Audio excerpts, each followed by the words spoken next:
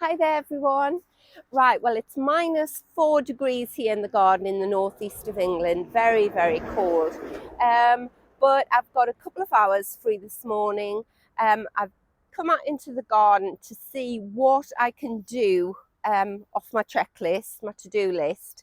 The only thing that isn't frozen, surprisingly, is my big bag of leaf mold. So I've decided that that is what I'm going to do this morning. I'm going to use that leaf mold to mulch one of my borders.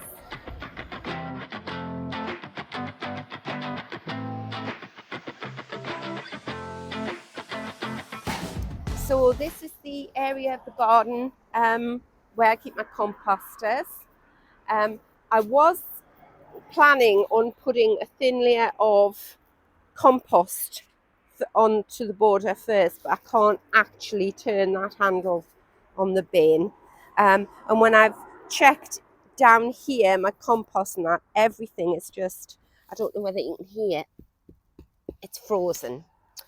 So surprisingly though, when I've looked into this bag here, which is leaf mold, this is shredded leaves that I collected probably a couple of years ago, and they just stayed in the open air in a little fenced off part of the garden.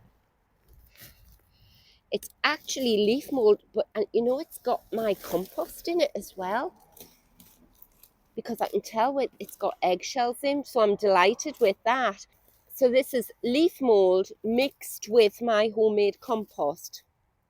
And the reason I can tell it's got my homemade compost in is because it's got lots of crumbled eggshell in there. So yeah, this is going to be fantastic. And it's one of those dumpy bags. Sort of serve two purposes. It'll act as a blanket on my border, an insulating blanket in these freezing temperatures. But also it'll get rid of this big bag that's in the way of this path that I'm going to create through this part of the garden. Right, so it's not the perfect camera angle, but I'm working with the space that I've got. I tried to move this bag and it's far too heavy, so I'm going to have to empty this out. In fact, I'm going to pull it back a bit. I'm going to try and pull it over here because I can't get in there. I don't want to damage this beautiful rhododendron here by snapping him. Oh my goodness.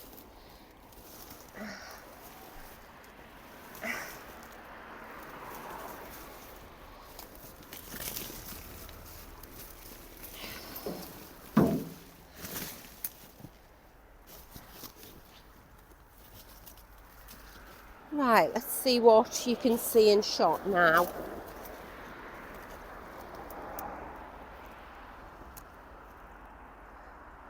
Yeah, I think that'll work. Are we still work? Yes.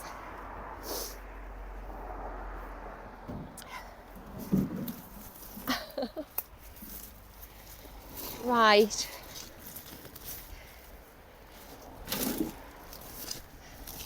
It's really strange that everything else is frozen and this hasn't, but I don't know why that should be.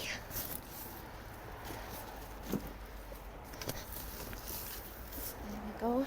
So my garden compost, the compost that I've made myself, which is in here, is like a high energy food for your plants.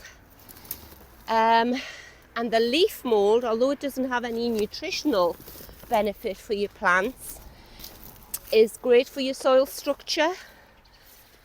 The worms, you just lie it on the top of the soil and the worms pull it down, and it'll help make your soil looser. It'll let the air in. It just changes the structure of your soil. It's brilliant. I don't know why it's not sold in bags for people, because I'm lucky, I've got lots of trees in my garden. But if you haven't got trees and that, where do you get your leaves from to make your leaf mold? And I make my leaf mold in two ways. up until this year, well last year, 23, I used to have a little fenced off area there, and I would just run the lawnmower over the top of all the leaves on the lawn. It shreds them up, and then I would put them in that area, and that's what this is. Round by my other greenhouse, I have 20, 30 old compost bags full of the same chopped up leaves that have been there for about 18 months now.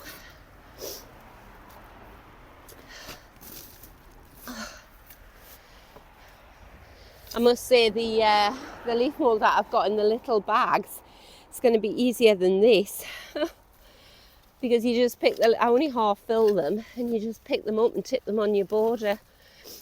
So that's a good tip. If you've got the space, get your leaf mould out in bags.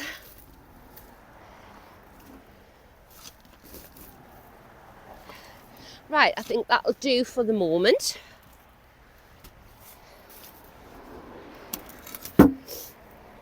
If you see any obvious weeds or roots or anything, just pull them out, you don't want them. So if you've been watching gardening programs where they say, oh, it's no point in mulching if it isn't sort of yay thick, well, I think what you have to decide is, why are you mulching? If you're mulching to suppress weeds, then yes, it does need to be very thick, otherwise the weeds will come up. If you're mulching basically to give some protection to the soil over the winter and to feed the soil throughout the year so that the worms start pulling it down, then it doesn't have to be that thick, and you just have to work with what you've got. Most domestic gardeners haven't got enough they haven't got enough compost and leaf mould to cover their whole gardens in a mulch that deep. You know, I think you'd have to have a small holding or something to get that amount. So I think anything that you put on that mulches it, whether it be your compost, your leaf mould, or bark, and I'm going to give our tree surgeon, who's been out recently and done some work, he's done some work on our trees, and he just said, oh, when you need some bark, give me a call. He'll drop a truckload off in our drive. So I try to sort of bark the whole garden at least every 5 years, and they just tip the bark off into the drive. It's the size of a small hill, and just bark the whole of the garden, probably about 2 inches thick. It looks nice, it gives that winter protection, and it also gets dragged down into the soil throughout the year and to release its nitrogen into the soil. So yes, any kind of organic mulch that you're putting on your garden, whether it be 1 inch thick or 6 inches thick, it's going to do your garden some good. So don't think it's not worth it just because it's not hugely thick. So I have got a video out on this border because I did it all out sort of late summer 2023. It was very overgrown. So for those of you who haven't seen it, I'll try and sort of tell you what I did. So I've planted, split and divided clumps of sweet William there. That's phlox over there. I planted lots and lots of foxgloves. This is a little rose that I planted. This here is Alstroemeria. Got some lovely little snowdrops coming up there. We've got penstemon in here. We've got wallflowers.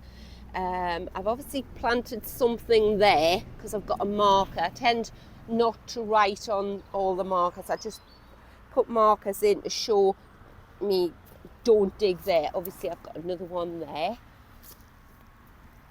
I've got an achillea here. That is a New Zealand satin flower. We've got hellebores. What else have we got? That is Crocosmia lucifer. I've got, well, I hopefully have got delphiniums over there in the back of the border. The Crocosmia lucifer there, if you've got seed heads, I'll take you around here to show you. If you've got seed heads in your border like this, I'm not going to cut these off before I mulch it. I'm just going to mulch around the plant because A, the seed heads will feed the birds, but importantly for me, when I'm mulching, it shows me where I should mulch up to, and it also shows me the height of the plant. So if I'm planting anything new, obviously not today in this frozen soil, but if I'm planting anything new, I know that it has to be in sort of relation to this height of plant. So I wouldn't, these are iris here, so they are going to look good coming up here, but if I put a tiny little plant down there, it's not going to show up once this monarda flowers. Right, so I'll just give this border a little tidy up, and by that I mean I'm just going to have a little bit of rake in the leaves over there in case it's covering up some of the foxgloves that I've planted and bulbs. I want to know what's there, and then I'm going to mulch it.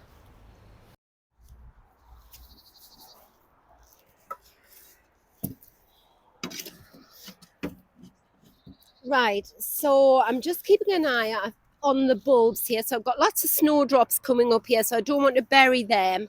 So just get it onto your spade and sort of go round the snowdrops, round your foliage.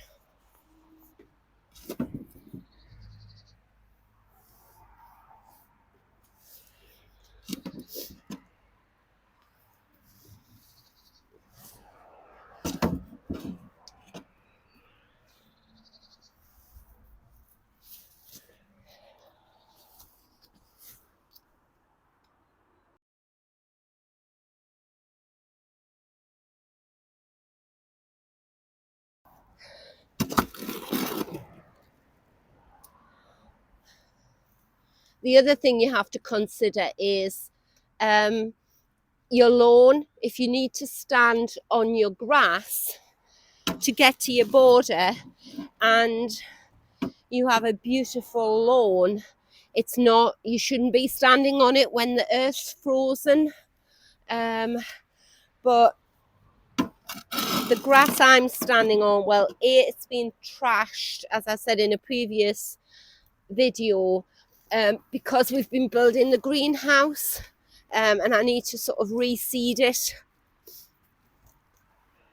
And also I'm not particularly bothered about what kind of grass that I've got down.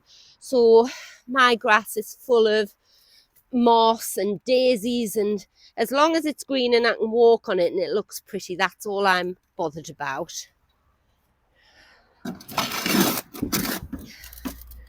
So this is its first little blanket, and I have been through and I've weeded this border. As I say, I'll put a link to the video where I do this border out. The good thing about weeding in the winter when the temperatures are like this is that it sort of slows down the growth rate of the weeds as well. I'm so sorry if I'm sniffing a lot. I have got cold, whole family's got cold. It's taken me ages to edit some of these videos because I keep coughing horribly. So I have to keep, that's why a lot of the videos are really quite jumpy at the moment. It's because I'm cutting lots of material out that you really don't want to be listening to. Oh, right, I'm going to be careful around here. Got loads of bulbs coming up in this border. As long as the compost isn't too thickly put on top of them, they'll poke through, but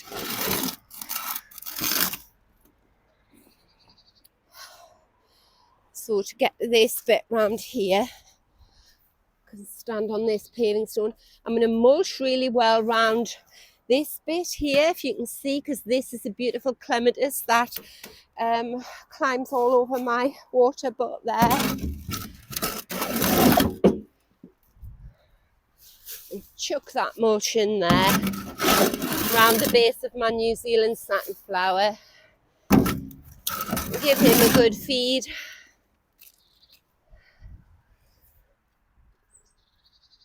Right.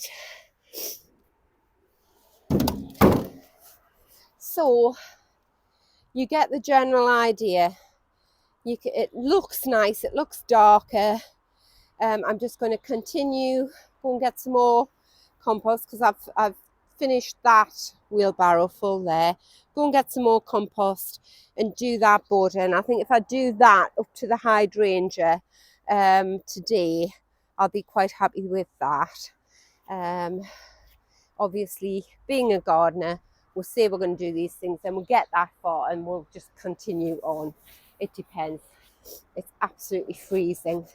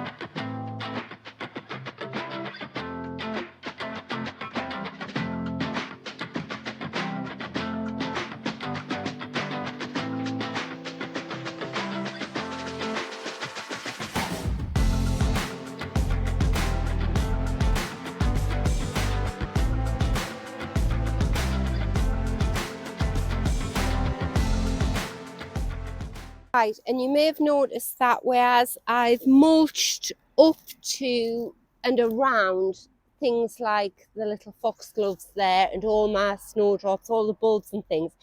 When it comes to things like the Crocosmia lucifer, or these sticks that are sticking up here, I think that might be Helenium, I don't know. I'm just throwing the compost onto it, and that's because there's nothing green and living that might be damaged by the compost there. They aren't going to start coming up for a good few months yet, so you can throw the mulch directly onto that area and it won't do them any harm. This is why I say it's quite important sometimes to just leave all your stems with your seed heads on, so that you know what you've got. Right, I think that'll do for today. So yes, it's I'm nice and warm now, all that digging and shoveling. So thank you so much for watching the video. I hope you've enjoyed it. I hope it's given you some tips on where to mulch, when you can mulch, what you can mulch with, and whether it's actually worth you bothering, which I would always say yes, it definitely is. So until next time, bye, take care.